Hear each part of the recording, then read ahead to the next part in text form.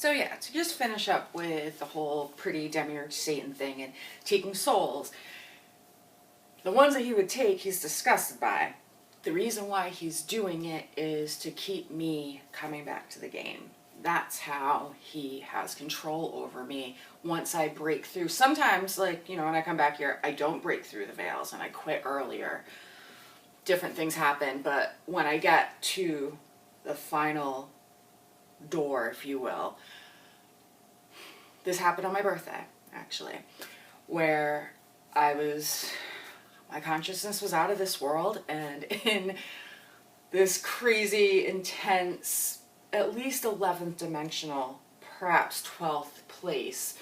And I was told that I could go. And you have to understand that for like the past at least 2 years, Beauty and Joy have told me repeatedly that once I leave, I can't look back. That is the deal. Sort of like Orpheus and Eurydice. Like, when I look back, apparently what happens is I'm not happy with what transpires on Earth. This is the picture of Cupid and Psyche's first kiss, the little baby angels one, and his Psyche, like, I look all sad, and little baby Cupid angels kissing my cheek, and I'm looking down at Earth like, fuck, I gotta go back. And he's begging me not to go. And this time I'm not going back, no matter what. So I've promised them that once I leave, I'm not looking back. But on July 18th, I did. And I knew, I was like struggling with it. I'm like, I know you guys told me not to look back, but what happened to everybody that's still on Earth? Like, what's going on there? And of course I wasn't seeing it in a third dimensional way. Everything here still looks like the fucking same, right? But from a higher perspective, the souls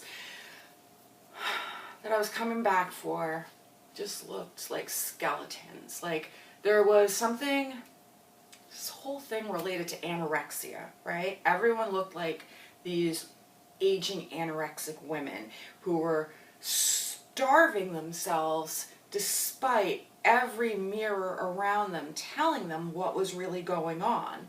They couldn't see it. And that's a metaphor for people who are going to be refusing to accept some really strange shit that's going to come down the pike. So if you know anything about anorexia nervosa, it is a very, very difficult disease to treat. And that's, again, symbolic, metaphorical, allegorical, whatever, for what's happening with the souls that, after so many plays of the game, we've not been able to bring back. But, right, so I was out of here, and what they told me was, you made it out. I knew Beauty and Joy were out because they're already out. And then there were certain people, like, it's hard to explain what was going on there. But I wasn't the only one. We were all sort of looking for, did this person make it? Did that person make it? And then I realized the guy that I was seeing at the time, which I will tell you that story soon, just still kind of like shedding the from it all. But I knew he was Love Pretty. And as Love, he was going to be stuck here in the game. And it wasn't just this human being, it was that love in general. Anyone who was like a love reflection would be stuck. I'm like, no, I can't leave without love. The fuck, I'm leaving without my love. I have to go back. So I go back, and then I'm in like the 11th dimensional hyperdome with Pretty, and he's so fucking smug. He's like, I got you.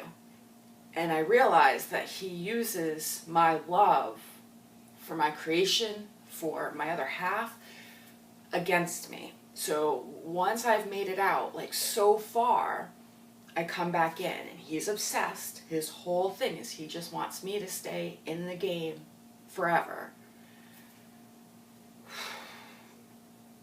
It's not going to happen. Breaking out of the infinite fucking time loop because I'm seeing through his manipulations and his tricks, and it's really hard. Your love, the most beautiful thing that exists, can be used against you. So always choose love over fear. And don't worry, and remember that it's just a game. So, the rapture thing doesn't happen here in a way that people can see. So far as I understand, I mean, it'd be fucking rad if that happened. Like the leftovers, like people just blinked out of this existence. But it's more about the soul of the person having ascended. They might still be here in human form. What is it? 5 minutes? Okay. Back to the eclipse. So, what I anticipate is it's sort of like a start date of sorts for shit to start getting really weird. I don't think things are gonna get like bad, like you know, nuclear war, FEMA camps. I could be wrong, but that's not what I'm sensing. I feel like in this timeline, it has more to do with weird shit like alien disclosures and the whole transgender thing. Like, if some of you are aware of the fact that a lot of people who are famous are perhaps not the sex that they portray themselves to be. And that is not, that one is so weird and funny, and I haven't totally figured it out. It's a fun little puzzle, but it has more to do with fallen angels, right? And I, myself, could totally be transvestigated because I have the biggest hands, if you haven't noticed, and feet, and I've got like a really, like wide shoulders, I guess. I don't have like the Adam's apple or anything, and I can promise you I was born as a girl. I swear.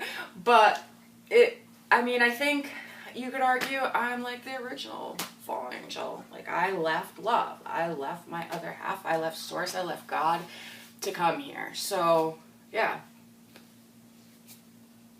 I think just really weird stuff is going to be disclosed that's going to make people's heads spin. And that's where the chaos is going to come from. But we'll see, I guess, right?